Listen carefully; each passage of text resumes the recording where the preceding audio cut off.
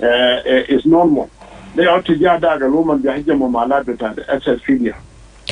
Asked about if there were casualties, Governor Kong stated it was still too early to confirm any figures of those wounded or dead. He assured the public that government forces are now in control of Uej village, Malakal and neighboring counties. However, he warned that the attackers employ hit-and-run tactics, making them difficult to try, even with drone surveillance. The United States has expressed grave concern over the worsening security and political crisis in South Sudan, citing alarming reports of aerial bombardments, ground assaults, and the indiscriminate use of barrel bombs targeting civilian areas. Speaking at the United Nations Security Council on Wednesday in New York, U.S. Church Affairs Ambassador Dorothy Shea warned that South Sudan stands on the brink of renewed, widespread conflict fueled by intensifying violence and deepening political divisions.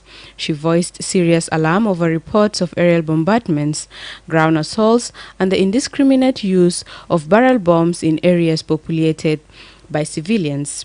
She has stated that the intensifying clashes between the South Sudan People's Defense Forces and the opposition forces, along with recent arrest of senior political leaders, signal a dangerous collapse of the peace process.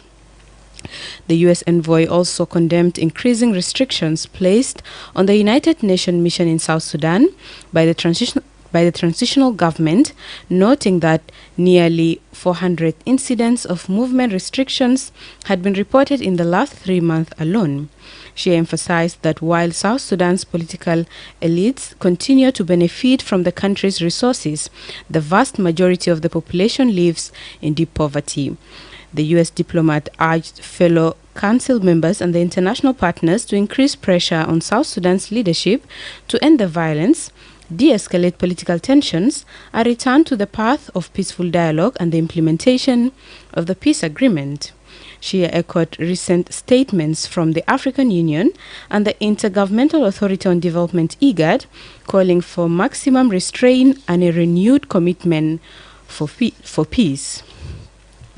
The United States reaffirmed its support for UNMISS and its personnel, praising their continued efforts in difficult circumstances. The Ministry of Justice and Constitutional Affairs says it is still awaiting feedback from key stakeholders and the African Union on the nomination of members to 2 key transitional justice bodies. These include the Commission for Truth, Reconciliation and Healing and the Compensation and Reparation Authority. The bodies are tasked to uncover the truth about human rights violations and abuses committed during past conflicts, particularly from 2005 to the date, and facilitate national healing by creating a platform for victims as well as perpetrators to tell their stories. Another task is to promote reconciliation between communities and individuals by encouraging acknowledgement, forgiveness, and dialogue. Speaking to reporters after a recent cabinet meeting, Information Minister Michael Makuei explained that although both acts were passed in 2024, their activation was delayed due to pending requirements. He did not explain what those pending requirements were. On Wednesday, Deputy Minister of Justice Joseph Malek Arop met with the AU Special Representative to South Sudan, Ambassador Jura Mukama Biswaro, to seek clarification on Chapter 5 of the Revitalized Peace Agreement, which addresses transitional justice. In his remarks after the meeting, Justice Arop revealed that the ministry conducted steps to operationalize the commissions.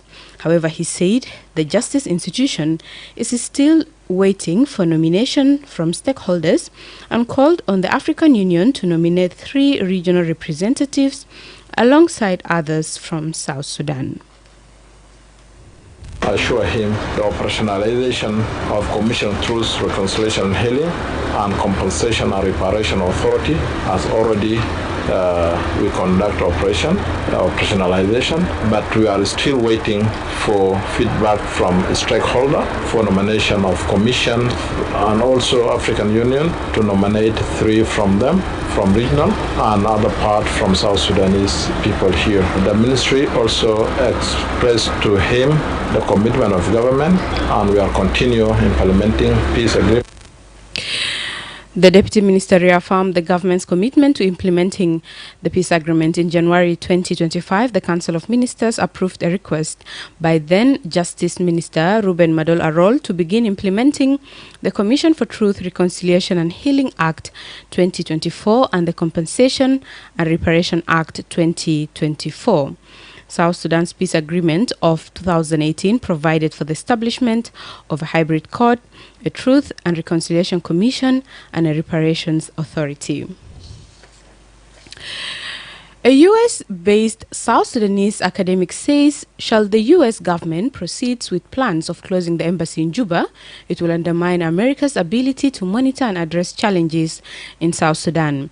Dr. Jok Madud Jok, a professor at Syracuse University in the United States, expressed concern over reports that the Trump administration is considering the closure of nearly 30 U.S. embassies and consulates abroad. He stated that such a move will negatively affect South Sudan and reflect a broader policy shift rooted in the Trump administration's inward-looking and cost-cutting approach to global engagement. However, Dr. Juk says the announcement remains vague, and the Secretary of State, Marco Rubio, has yet to formally approve the closures. The draft proposal recommends shutting down 10 embassies and 17 consulates, including those in the Central African Republic, the Democratic Republic of Congo, Lesotho, and South Sudan. Under this plan, the responsibilities of the yet-to-be closed embassies will be reassigned to U.S. missions in neighboring countries. Dr. Jok questioned the rationale behind the proposed withdrawal of American diplomatic presence from regions grappling with instability and conflict. He suggested that this move may not be based on comprehensive policy analysis, but rather on the administration's ideological drive to reduce international commitments and government spending. He explains.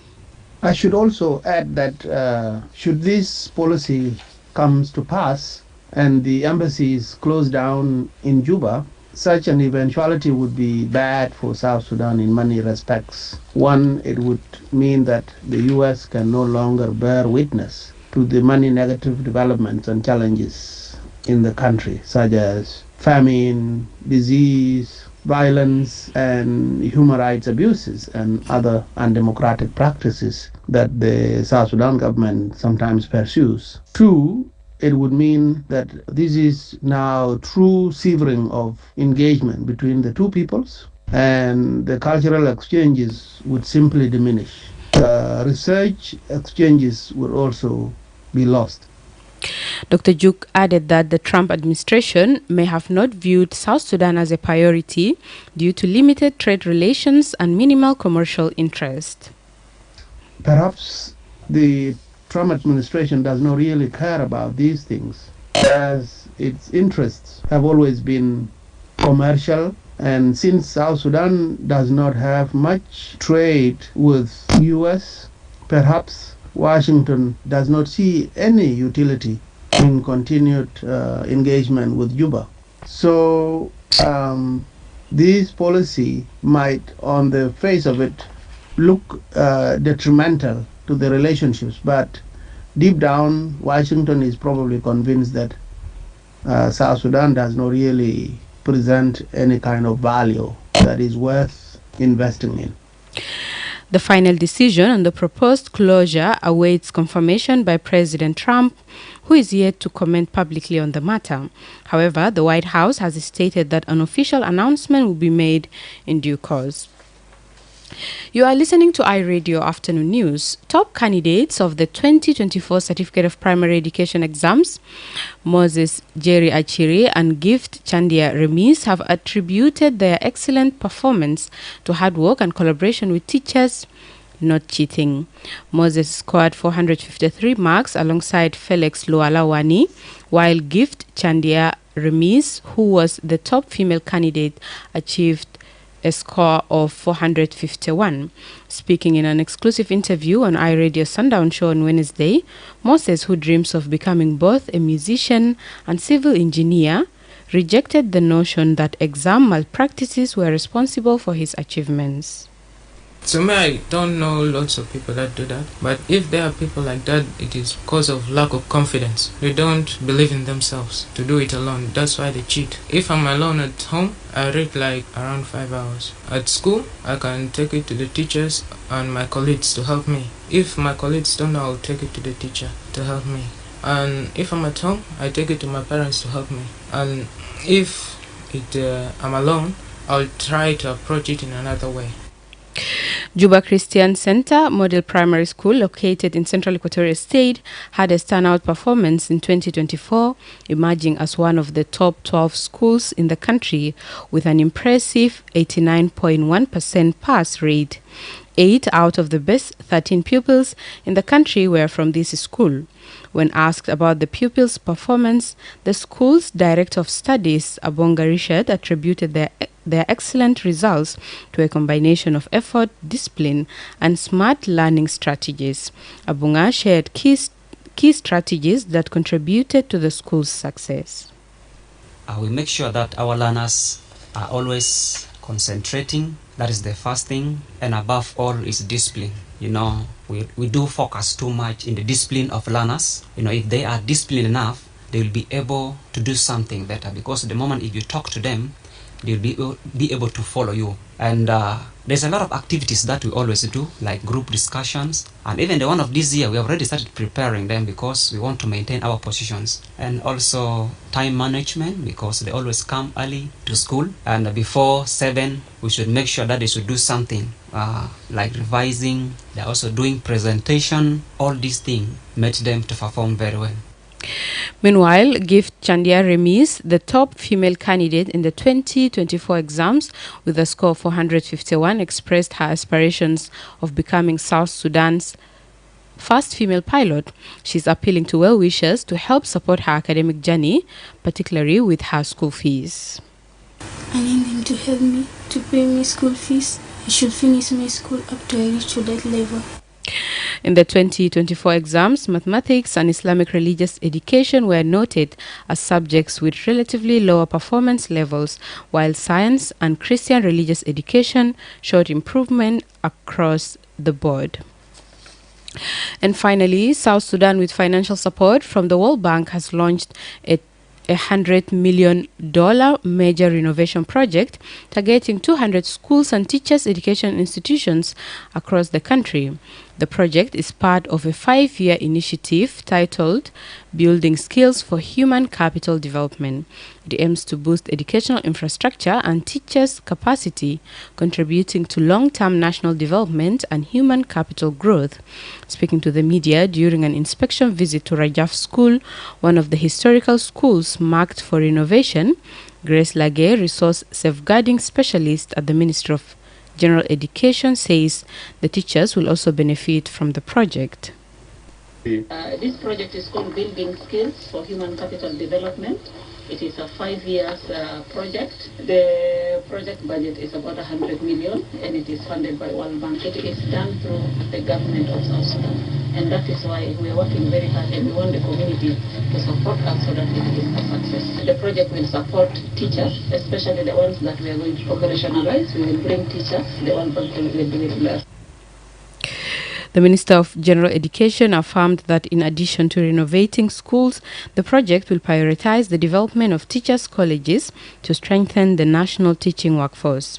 This ambitious plan is expected to enhance the quality of education, build strong human capital, and lay the foundation for a more educated and self-reliant generation in South Sudan.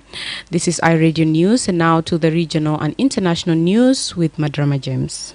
Thanks, my colleague Baria Johnson. Let's have a look at the stories making headlines around the globe. Australian opposition leader Peter Dutton has clarified he believes in climate change after facing backlash for comments made during an election debate on Wednesday night. Dutton and Prime Minister Anthony Albanese were asked about the increasing impact of climate change, to which Dutton replied he would let scientists and others pass that judgment. He previously said that flooding and natural disaster were part of the history of our state of this country. Elsewhere, U.S. Vice President J.D. Vance will meet Prime Minister Narendra Modi on a 4-day visit to India next week as their two countries negotiate a bilateral trade deal. The two leaders are scheduled to meet on 21st April, the first day of Vance's trip, for discussion on economic, trade and geopolitical ties. The visit will provide an opportunity for both sides to review the progress in bilateral relations,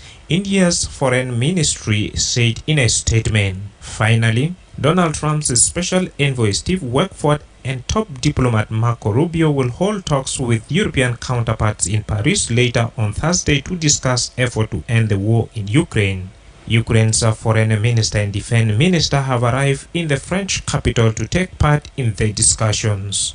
The talks, which UK Foreign Secretary David Lammy will also attend, form the highest level of transatlantic engagement about the war since February. These are some of the stories making headlines around the globe, and back to you, my colleague Baria Johnson.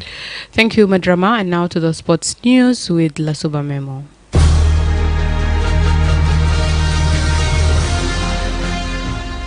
In the ongoing South Sudan Premier League, Al Hilal Wow, currently sitting with 19 points, is aiming for a crucial win against Malakia Juba, who are in the 6th place with 28 points. A victory could see Al Hilal Wow push into the 8th position, tightening the competition in the mid-table.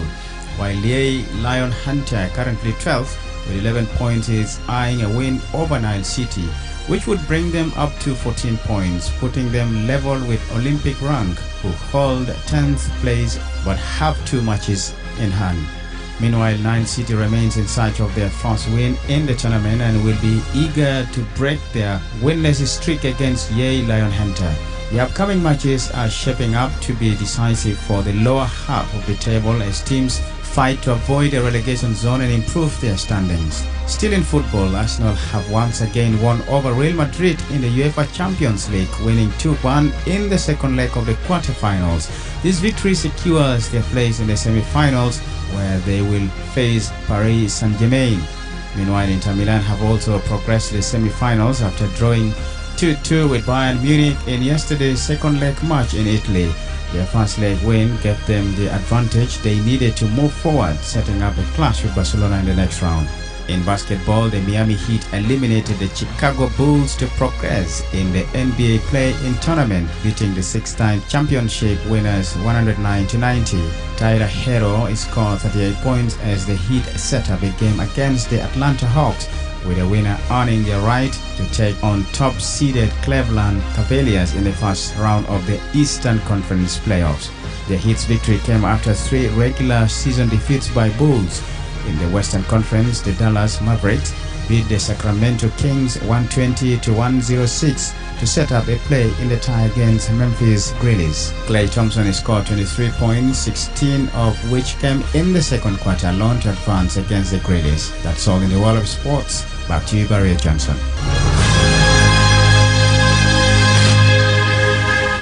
This is iRadio News, and to end this bulletin, here are the headlines once again. The governor of Upper Nile State says security forces this morning repulsed armed youth following an attack on the western bank of Malakal town. The United States has expressed grave concern over the worsening security and political crisis in South Sudan, citing alarming reports of aerial bombardments, ground assaults, and the indiscriminate use of barrel bombs targeting civilian areas. And the Ministry of Justice and Constitutional Affairs says it is still awaiting feedback from key stakeholders and the African Union on the nomination of members to 2 key transitional justice bodies. That's the end of iRadio Afternoon News. If there is a story or an event you would like iRadio to cover or report about, please send us a text message on +211 925 287870. It's also our WhatsApp number. Follow us on X at iRadio Juba, like our Facebook page, iRadio. Subscribe to our YouTube channel at iRadio South Sudan. You can also visit our website and listen to us online at www.iradio.org. Stay tuned for the news in Arabic at 1:30. I am Baria Johnson. Thank you for listening.